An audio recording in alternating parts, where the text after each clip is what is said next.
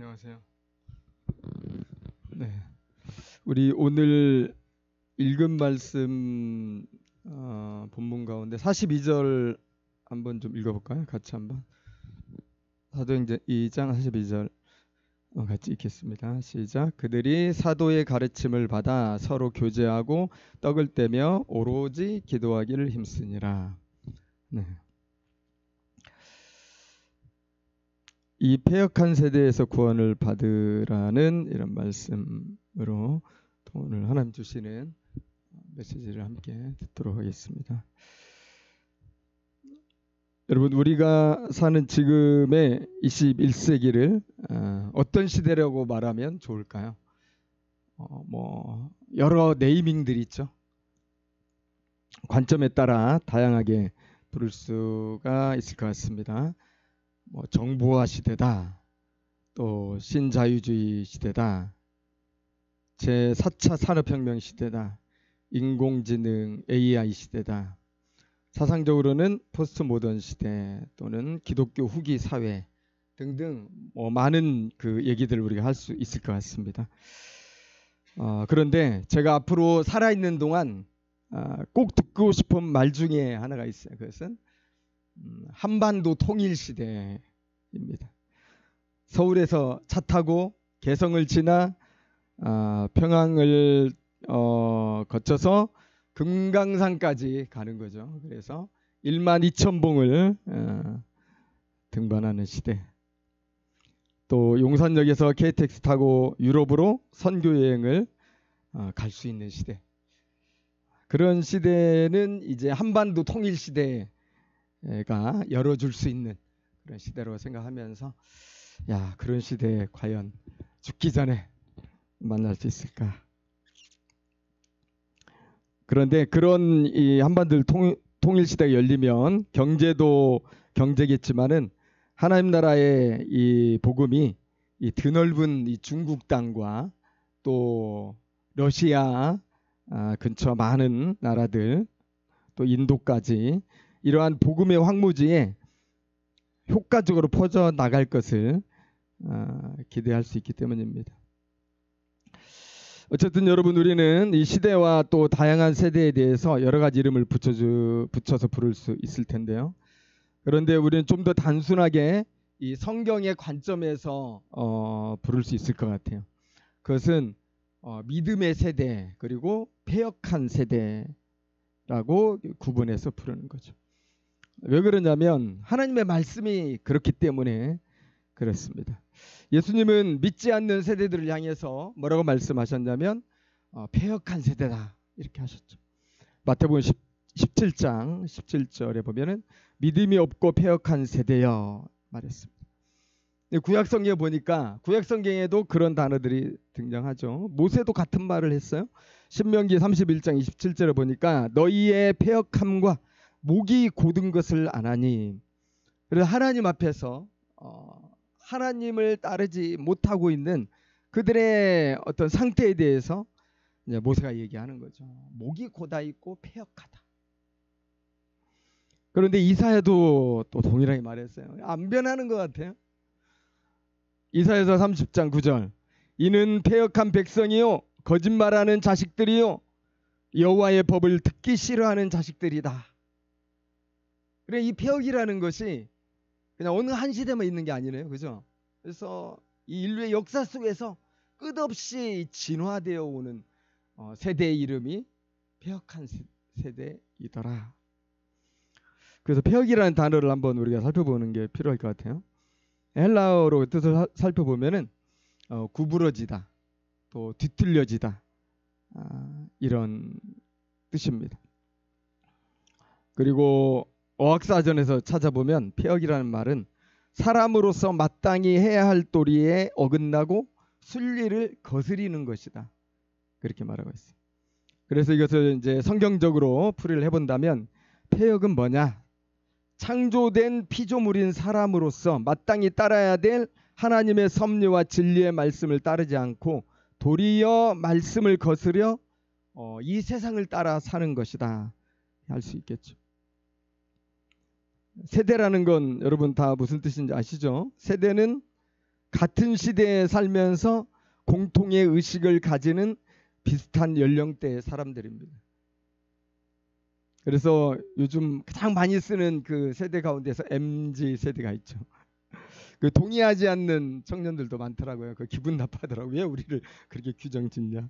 어쨌든 많이 써요.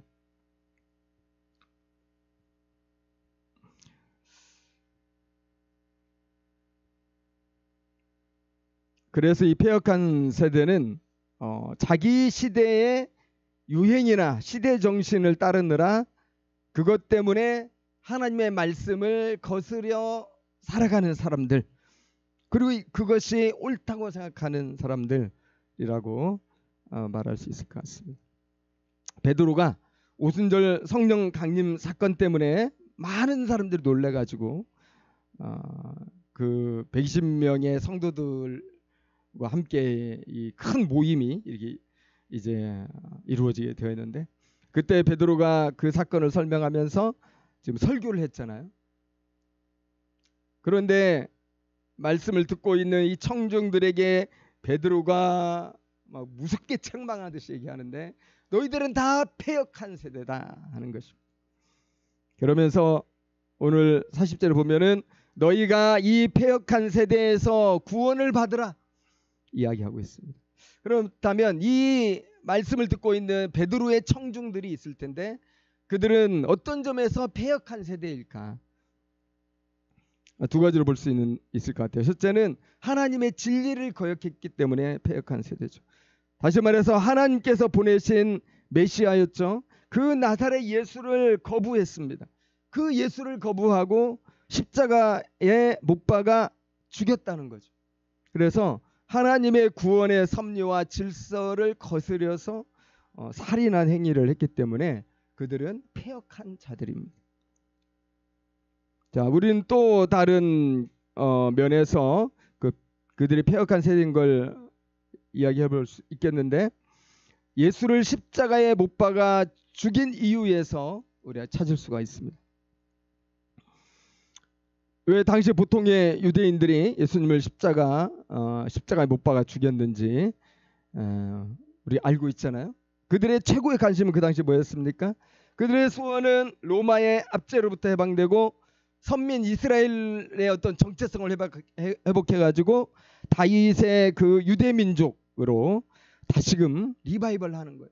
부흥하는 거죠. 민족의 번영이죠. 근데 그런 그 분위기 속에서 세례 요한이 등장해서 막 깜짝 놀랐죠. 유대 전국이. 와, 이거 뭐 새로운 시대가 올 것 같다. 그랬는데 그가 헤롯 왕에게 죽고 나서 나사렛 예수가 또 등장해가지고 정말 센세이션을 여러분 일으켰잖아요. 3년 동안 엄청난 기적을 일으키고 죽은 자도 살리고, 와, 정말 이 바다도 한마디로 짬짬하게 하고 백성들에게 정말 희망을 꿈꾸게 했다. 3년 동안. 대표적인 것이 오병이어 사건이었잖아요. 배고프고 굶주린 그 백성들. 그 광야에서 먹을 것이 아무것도 없었을 때 예수님께서 그 오병이어로 축사하시더니 그 모인 남자만 5,000명인데 그들을 다 배부르게 먹이고 12강절이 남고, 이러니까 반하지 않을 수가 없는 거예요. 와, 정말 이 세례 요한과 다르게 나사렛 예수는 더 큰 능력을 베풀 뿐만 아니라 지금 3년이 지나가는 과정에서 계속 능력을 보여주잖아요. 그러니까 기대할 수밖에 없는 거야. 와, 정말 저 예수가 우리의 왕이 되면 정말 좋겠다. 그래서 그들이 데모 아닌 데모를 했죠. 예수여, 우리의 왕이 되어 주십시오. 그런데 예수님은 거절했어요. 그리고 도망쳤어요. 나는 너희들에게 빵을 주러 온 왕이 아니다. 실망이 컸겠죠. 아닌가? 네, 그런 생각했겠죠. 그런데 또다시 그들이 다시 한번 기대감이 폭발하는 순간이 있었어요. 어느 때였나요? 예수님이 예루살렘에 입성하시는데 스가랴 선지자가 메시아에 대한 예언한 그 예언한 대로 나귀 새끼를 타고 다 입성을 하시는 거예요. 그러니까 이 진짜로 구약의 선지자들이 예언했던 이 메시아가 이제 맞는 것이고, 그 메시아가 이제 예루살렘에 이제 입성하셔서 왕이 되시겠구나. 한껏 기대가 부풀었잖아요. 그래서 호산나 호산나 외치면서 대단했죠. 그런데 여러분, 우리 그런 말 있잖아요. 기대가 크면 실망도 크다. 여러분, 사람들이 왜 행복하지 못할까요? 그것은요, 너무 기대를 가지고 많이 살기 때문에 행복하지 못해요. 자녀들에 대한 기대, 배우자에 대한 기대, 또 뭐 직장 생활에 대한 기대, 내 인생에 대한 기대, 이런 기대들이 우리는 항상 있잖아요. 근데 이 기대가 우리를 실망시킨다는 거죠. 그대로 된 적이 거의 없어요. 여러분, 우리 사람들이 언제 가장 행복할까요? 우리 나이대가 있다고 하더라고요. 행복한 나이대가 20대 때 가장 행복할까요? 아니면 10대 때 행복할까요? 한 조사에 의하면은 선진국 후진국 상관없이 가장 행복한 나이대가 있는데 그 나이는 노년기라는 거예요. 할아버지 할머니가 되어서 행복도가 가장 높대요. 왜 그러겠습니까? 70년 이상 인생을 살아보니까 그래, 인생이 뭔지 알겠다는 거예요. 뭡니까? 기대대로 안 된다는 것을 진짜 깨달은 거예요. 그러면서 마음을 비운 거예요. 마음을 비우니까 기대치가 쫙 내려가니까 모든 게 그냥 좋은 거야. 해피하고 마음이 자유하죠. 여러분, 행복하고 싶으면 기대를 내려놓으세요. 참으로 유대인들은 이 나사렛 예수가 3년 동안 보여준 모습을 보면서 행복한 기대를 잔뜩 했죠. 물론 예수님은 기회만 될 때마다 그게 아니라고 했어요. 그게 아니라고 했지만 이 무리들은 이미 자기 욕망에 예수님을 꾸겨 넣은 상태이기 때문에 예수님 말씀이 안 들리는 거예요.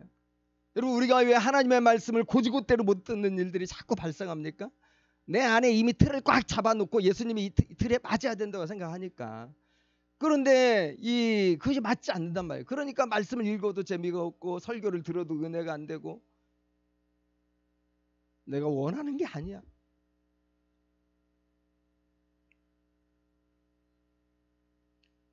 그들은 예수님이 자신들이 꿈꾸는 그런 메시아가 되기를 갈망했었지만은 예수님은 그걸 채워주지 않았어요. 그래서 예수님께 실망했죠. 예수님, 당신에게 실망했습니다. 하나님, 당신에게 실망했습니다. 왕이 되기는커녕 예루살렘에 입성하신 예수님 어떻게 됐습니까? 무기력하게 붙잡히고 빌라도에게 채찍을 맞고 신문을 당하시고, 그런 모습을 볼 때 유대인 백성들은 너무 낙담할 수밖에 없는 거야. 배신감이죠. 뭐 누가 믿으라고 하지도 않았지만 스스로 믿고 스스로 배신감에 상처를 받는 거죠. 끝내는 돌변해서 예수를 죽였습니다.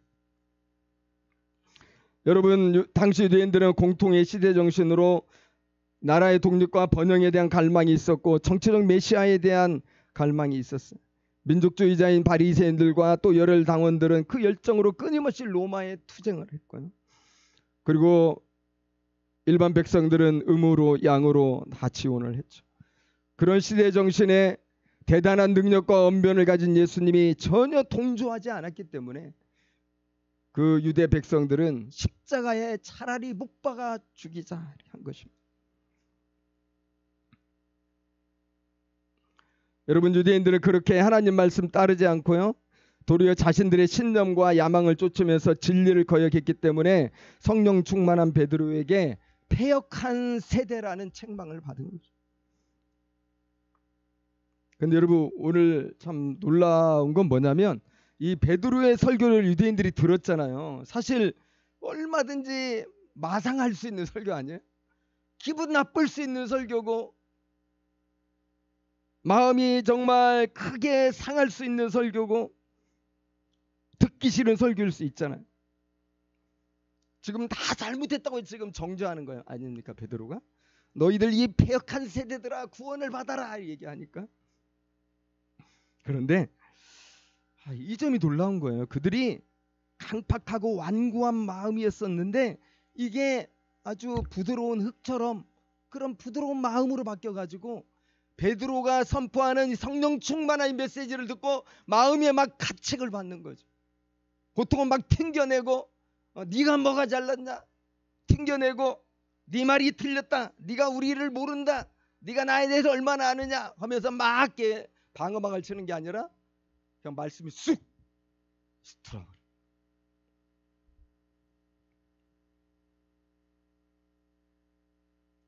37절에 나오죠. 그들이 이 말을 듣고 마음에 찔려 베드로와 다른 사도들에게 물어 이르되 형제들아 우리가 어찌할꼬. 이 말을 듣고 그랬죠. 무슨 말이었죠? 36절에 나오잖아요. 예수를 십자가에 못 박아 죽였다 너희들이. 그리고 너희들이 죽였는데 이 예수를 하나님의 아들이셨기 때문에 3일 만에 살려주셨다. 그리고 지금은 하나님 보좌의 우편에 앉아 계시며 우리를 심판하시는 주님이 되셨다. 이렇게 이야기를 베드로가 한 거잖아요. 사실 그러한 이야기는 너무나 놀라운 충격과 공포의 말입니다. 왜 그러겠습니까? 자기들이 십자가에 못 박아 죽인 예수가 지금 부활했다는 거예요. 그리고 지금 전능하신 하나님이 되셨다는 거예요. 주와 그리스도가 되셨다는 말이 있잖아요. 이 주는 그 36절에 나온 이 주는 바로 하나님과 이 똑같은 호칭이에요. 여호와 하나님을 가리켜요. 그러니까 이 유대인들 입장에서는 너무나 충격스러운 거죠. 내가 우리들이 죽여버렸는데 그가 지금 하나님이 되셔가지고 우리를 심판하려고 내려다보신다고 할 때 어떻게 여러분 평정심을 유지할 수 있겠어요? 여러분, 내가 침뱉고 조롱했던 어떤 사람이 있었는데 그가 갑자기 몇 년 후에 큰 권력을 가지고 내 앞에 거인처럼 나타나면 누구인들 두렵지 않겠습니까? 지금 유대인들 베드로의 이 설교를 듣고 갑자기 불안해졌어요. 그래서 마음이 찔려서 이제 우리가 어떻게 해야 하냐 당황해가지고 어찌할 바를 모르게 된 것입니다. 여러분, 여기서 마음이 찔렸다는 것은 단순히 그냥 뭐 죄책감을 느꼈다 뭐 그런 건 아니고요. 영어 성경에 보니까 그 심장이 칼에 베였다 이렇게 표현돼 있거든요. 끔찍하죠. 우리 자녀들이 놀다가 다치면은 막 그래서 피가 나면 이거 어떻게 막 그러잖아요. 당황해가지고 지금 이거 어떻게 하냐고 너무 충격을 받은 거예요. 심장이 막 피날 정도로 마음이 창에 찔린 것 같은 무서운 쇼크와 당황, 혼란한 감정을 느낀 거죠. 지금까지 내가 살아왔던 것들이 다 잘못됐단 말이야? 여러분, 그런 느낌 가져본 적 있나요? 하나님 말씀 듣다가? 그건 너무 당황스러운 경험이에요. 그래서 그들은 하나님의 아들 메시아를 죽인 자신들이 어떻게 구원받을 수 있을까 찾기 시작하는 거죠. 근데 이런 베드로의 이 설교를 들은 청중들의 반응은 정말 놀라운 반응이고요. 그건 정말 축복된 반응이죠. 왜냐하면 마음에 찔리는 설교를 듣는다고 다 회개하는 게 아니잖아요. 아까도 말씀드렸지만은 오히려 방어막을 치고 도리어 대적하는 사람들도 있거든요. 참 신기하죠, 여러분? 똑같은 말씀을 들었는데 어떤 사람은 막 욕하고 어떤 사람들은 막 할렐루야 아멘 하고 막 나 하나님 만났다 막 이렇게 하고 도대체 왜 그럴까요, 여러분?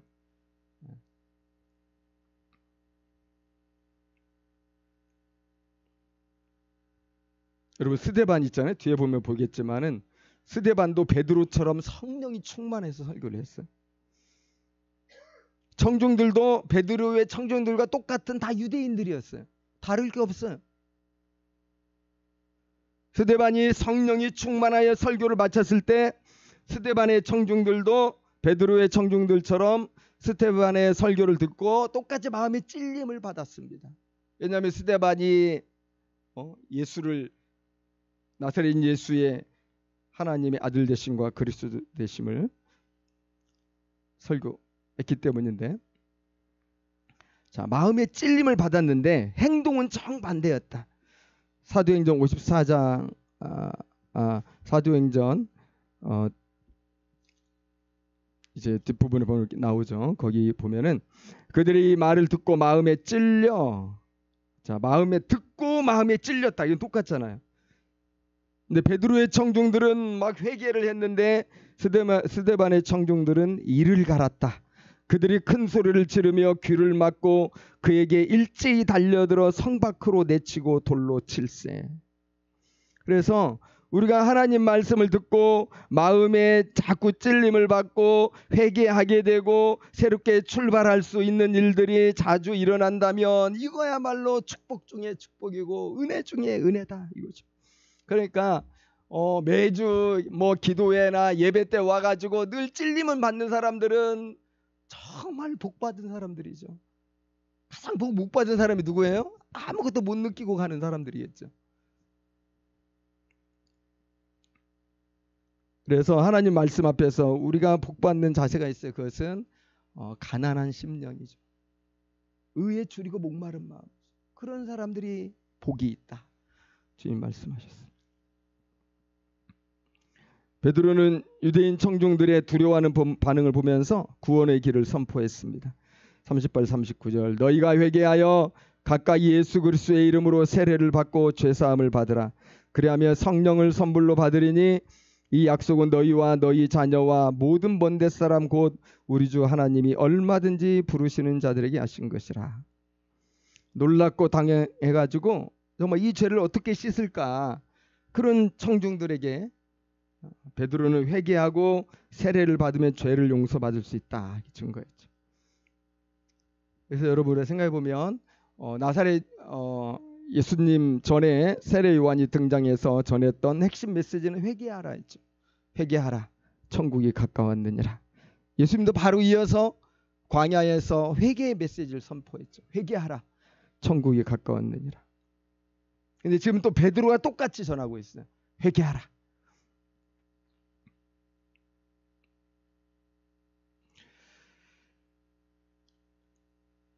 그러니까 세례 요한과 예수님이 회개하라고 외칠 때도 전혀 미동도 하지 않던 그 유대인들이었잖아요. 미동은커녕 오히려 이 예수님을 적대했던 사람들이잖아요. 근데 또 세 번째 이제 세 번째는 아니겠지만 어쨌든 성경에 명확히 기록된 걸로 보니까 또 다시 회개하라는 메시지를 똑같이 듣고 있어요. 근데 생각해 보면 이건 참 감사한 것 같아요. 이거 뭘 얘기합니까, 여러분? 하나님은 여전히 그 유대인들을 포기하지 않고 계시다. 유대인들은 지난 3년 동안 예수님의 천국 말씀을 듣고도 회개하지 않을 정도로 마음이 완고했었고 오히려 예수님을 대적했었던 사람들인데 하나님은 그들을 포기하지 않고 또 베드로를 변화시키셔서 성령 충만한 설교자를 세우시더니 베드로를 통해서 그 완고한 유대인들에게 또 이 말씀을 전하게 하는 거예요. 또 회개하라고 하는 거예요. 여러분 하나님의 사랑이 얼마나 끈질깁니까? 포기하지 않으시잖아요. 이것이 우리의 여러분 희망이 아닌가 생각이 들어요. 우리 가족 중에 우리 사랑하는 사람들 중에 정말 하나님을 믿으면 좋겠는데 안 믿는 많은 사람들이 있을 때 우리가 많이 낙심하고 포기하기도 하잖아요. 하나님은 포기하지 않으신다. 이 믿음을 우리가 갖는 게 필요합니다. 하나님은 여러분 포기하지 않으십니다. 우리가 믿음을 갖고 계속 기도해야 돼요.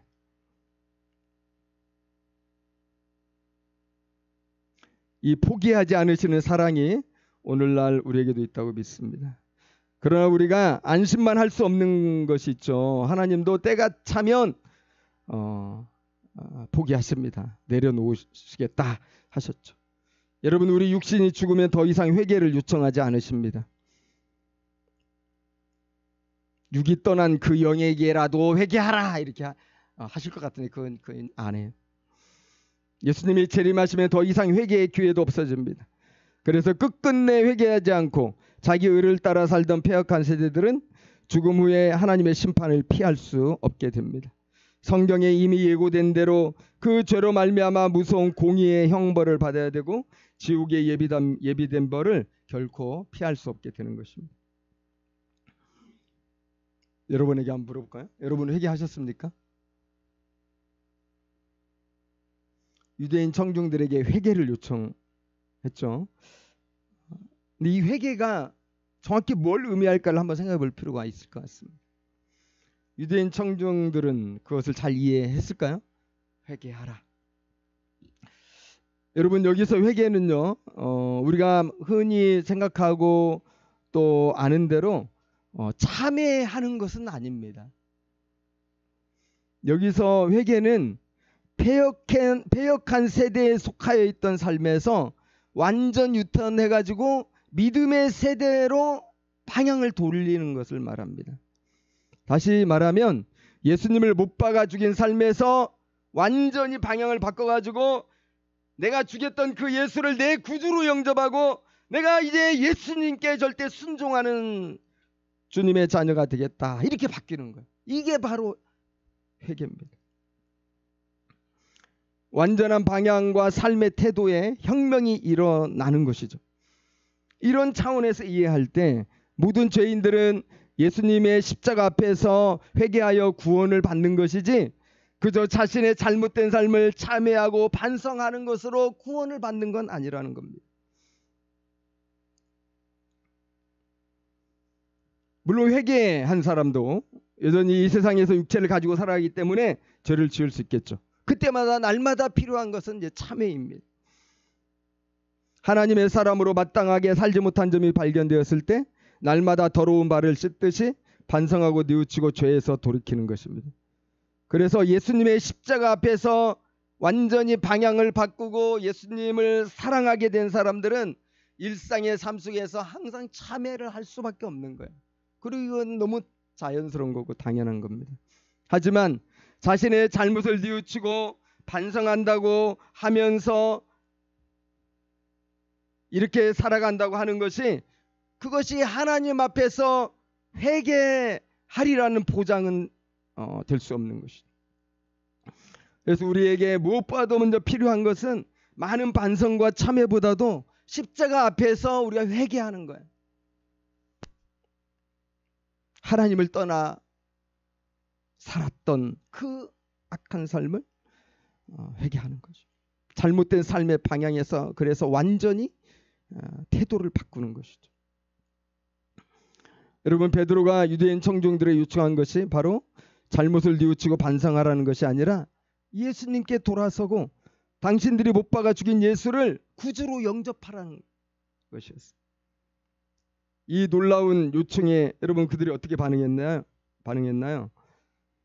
놀라운 일이 일어났죠. 그 자리에서 그들이 다 회개를 했어요. 세례를 받았고 성령을 선물로 받았는데 41절에 나오는 것처럼 3,000명이 주님께 한 번에 돌아왔습니다. 나사렛 예수가 하나님의 아들이시며 나 같은 죄인을 구원하시려 십자가에서 죽으시고 부활하신 것을 마음으로 믿었고 입으로 시인한 것이죠. 그래서 모두가 다 공개적으로 요단강에서 침례를 받았고 성령을 선물로 받았습니다. 이 성령을 선물로 받았다는 것은 이제 성령으로 거듭나고 성령의 세례를 받았다는 뜻이죠. 이 성령은 누가 받냐? 그렇게 확실하게 삶의 방향이 바뀐 사람들. 여러분, 오늘날도 우리는 이 패역한 세대에서 구원을 받아야 합니다. 여러분은 구원 받으셨습니까? 오늘 우리가 사는 세상에서 진리를 거스리는 패역한 모습에는 어떤 것들이 있을까요? 다양한 현상들을 말할 수 있겠지만 핵심적인 것을 말씀드린다면 자주 드리는 말씀이기도 합니다. 다시 되살아난 이 실존주의 철학과 함께 포스터 모더니즘의 정신이 오늘날 우리 세대들을 사로잡고 있다고 할 수 있습니다. 그 정신의 특징은 무엇인가? 간단히 말하면 하나의 절대적인 진리나 규범이 존재한다는 생각을 거부하고 각자의 경험과 관점에 따라 진리와 의미가 상대적으로 존재한다고 하는 그런 주장이죠. 그래서 쉽게 말하면 어떤 전통이나 지금까지 믿어왔던 그런 규칙들에 얽매이지 않고 무소의 뿔처럼 자신만의 주체적 이 정신을 가지고 사는 것을 말합니다. 가정과 학교와 회사에서 소위 꼰대라고 하는 어른들의 말하는 잔소리 무시하고 자기 목소리에 귀를 귀를 기울이면서 자기 삶에 충실하는 그런 것으로 나타나죠. 그래서 그 어느 때보다도 자유로운 영혼이 되어서 마음 가는 대로 용감하게 행동하는 모습입니다. 아무도 내 인생을 책임져 주지 않기 때문에 내가 주인이 되어야 된다는 거죠. 그래서 결코 다른 무엇의 종이 되지 말고 스스로가 내 인생의 주체자요 주인이 되어서 내가 원하는 바를 향해서 당당하게 살아나가라. 매력적인 메시지죠. 혹시 이 메시지에 은혜 받는 사람 있는지 모르겠네요. 최근에 국민대 졸업식에서 동문 축사가 있었는데 98학번 이효리 씨가 등장해서 화제가 되었다고 합니다. 아마 보신 분들도 있을 거예요. 지금 졸업 시즌이니까. 저 유튜브에서 접하고 연설을 들어봤습니다. 한마디로 연설은 짧았고 공연은 화려했다. 이렇게 말씀드릴 수 있을 것 같아요. 이효리 등장한다니까 엄청난 이 환호가 일고 또 이걸 다 축사를 마쳤을 때 또 여전히 엄청난 환호와 박수가 쏟아졌습니다. 이효리 씨는 우리 시대의 대표적인 걸크러쉬가 아닌가 이런 생각이 들어요. 그의 메인 메시지는 이거였습니다. 여러분들은 그냥 여러분 마음 가는 대로 사십시오. 여러분들을 누구보다도 아끼고 올바른 길로 인도하는 건 그 누구도 아닌 여러분 자신이며 누구의 말보다 귀담아 들어야 되는 건 여러분 자신의 마음의 소리라고 생각됩니다. 그러면서 짧은 연설문을 쫙 읽고 그렇게 연설문을 다 읽더니 멋지게 웃으면서 말했어요. 여러분 제가 쓰다 보니 이 내용이 사실 저에게 하는 말이라는 걸 제가 알았습니다. 그러니까 이거 저에게 하는 말이니까 여러분 그냥 다 잊어버리세요. 그 대신에 제가 여기 왔으니 노래 하나 부르겠습니다. 그렇게 하니까 뭐 모든 졸업생들이 엄청나게 환호했죠. 여러분 이효리 씨는 대중적으로 상당히 유명한 사람이고 좋아하는 사람도 많이 있는 것 같습니다. 특별히 졸업생들 중에는 아마 이효리처럼 똑부러지고 똑똑하고 인생을 성공적으로 살고 싶은 사람들이 많이 있었을 것입니다. 그렇기 때문에 이효리 씨가 자기에게 했다는 그 연설문을 졸업생들은 매우 중요하게 들었을 것입니다. 여러분 저는 이효리 씨가 우리 시대의 시대정신을 잘 보여주었다고 생각했습니다.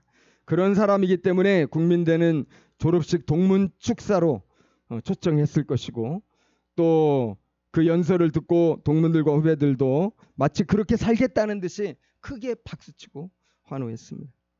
그런데 하나님은 말씀하시는 것입니다. 이 패역한 세대에서 구원을 받으라. 이 비뚤어진 세대를 따라갈 때 그 끝에는 비참한 결말, 심판과 지옥이 있다는 것이 하나님의 말씀입니다. 모든 사람들이 자기 성공을 위해 경쟁적으로 달려가는 그 넓은 길의 결말에 대해서 하나님의 말씀은 뭐라고 얘기합니까? 그것은 멸망이라고 얘기하는 것이죠. 그러나 문이 좁고 길도 협착하여 사람들이 잘 찾지 않는 그 좁은 문이 있는데 그게 바로 생명으로 가는 길이라 하셨습니다. 여러분들 오늘날의 세대는 모두 다 유튜브 세대라고 말해도 될 것 같습니다. 밤낮으로 유튜브를 다 보지 않습니까? 아침에 일어나면 바로 유튜브 들고 자기 전에 유튜브 들고 또 일상에서도 항상 틈만 나면 유튜브 영상을 봅니다. 그래서 이 시대는 영상 미디어가 장악하고 있는 시대다. 그렇게 말씀드릴 수 있을 것 같아요. 영상 미디어들은 끊임없이 설교하는 것입니다.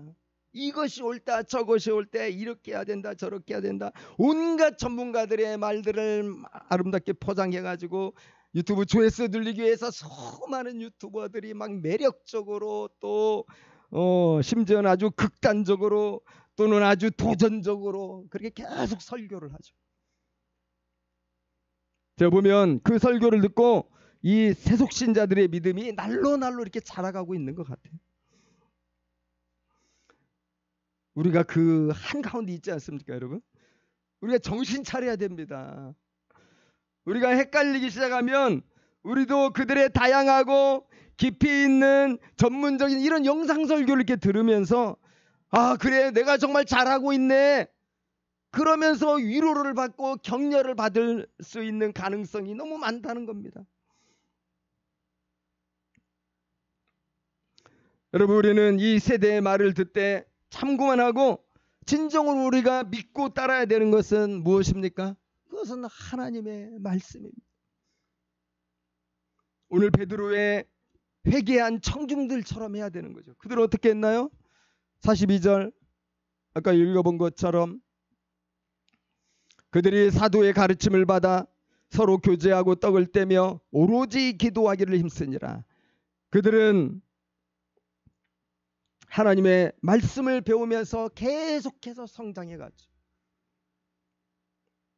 이 패역한 세대를 압도할 만한 그런 영성과 그런 성경적 진리에 대한 지식을 갖고 하나님에 대한 깊은 사랑을 더 충만하게 갖기 위해서 사도들에게 계속 가르침을 받으면서 계속 성경 공부를 하고 주님을 알아가는 데 힘썼습니다. 그리고 너무나 소수지 않습니까? 뭐 이제 3,120명 정도 되는 예루살렘 교회 성도들이지만 그 유대 전체나 전 세계 민족에 비하면 정말 세 발의 피도 안 되는 숫자잖아요. 그러니까 얼마나 이 마이너 그룹입니까?